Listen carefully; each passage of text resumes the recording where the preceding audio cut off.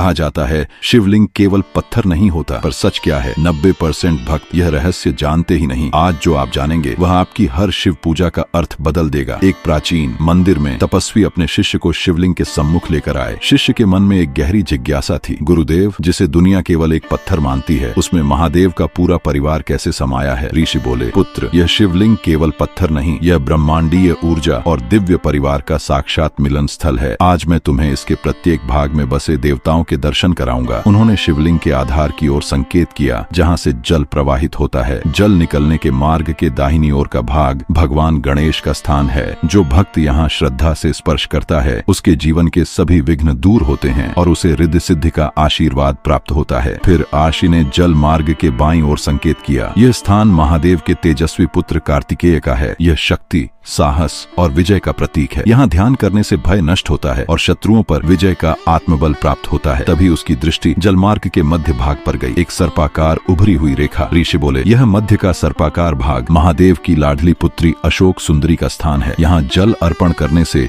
जीवन में शांति और सुख का संचार होता है। अब ऋषि ने उस गोलाकार आधार की ओर संकेत किया जिस पर शिवलिंग स्थापित था। यह संपूर्ण गोल भाग माता पार्वती का हस्तकमल है, जिसे पीठा कहा जाता है। संपूर्ण ब्रह्मांड को धारण करने वाली माँ स्वयं महादेव को अपने करों में धारण किए हैं। यह शिव और शक्ति के अटूट मिलन का प्रमाण है। फिर ऋषि ने शिवलिंग के मुख्य स्तंभ की ओर देखा। यह लिंग स्वयं भगवान शिव हैं। यह निराकार ब्रह्म का साकार रूप है, जो शून्य से प्रारंभ होकर अनंत तक व्याप्त है। जब हम इस पर जल अर्पित करते हैं तो वह सीधा महादेव के मस्तक तक पहुँचता है और वे शांत एवं प्रसन्न होते हैं। ऋषि आगे बोले, जब यह जल नीचे बहकर बाहर निकलता है तो उस निकासी मार्ग पर 33 कोटि देवी देवताओं का वास होता है, इसलिए उस जल मार्ग को कभी लांघा नहीं जाता। वह समस्त देवों की ऊर्जा से पवित्र होता है। फिर ऋषि ने ऊपर लटकती जलधारी की ओर संकेत किया, पुत्र, इस जलधारी में शंकर जी की 5 पुत्रियां निवास करती हैं, जया, विषहरा, शामलिवारी, दौतली और देव। ये 5 बहनें निरंतर अपने पिता को शीतलता प्रदान करती हैं। ऋषि ने आगे कहा, जब भी तुम शिवलिंग पर जल चढ़ाओ तो इन 5 नामों का स्मरण करो। इन नामों में वह शक्ति है जो मानसिक तनाव और रोगों को दूर कर विषैले विचारों को अमृतमय कर देती है। अंत में ऋषि ईशान ने कहा, जब तुम शिव की आराधना करते हो तो शक्ति,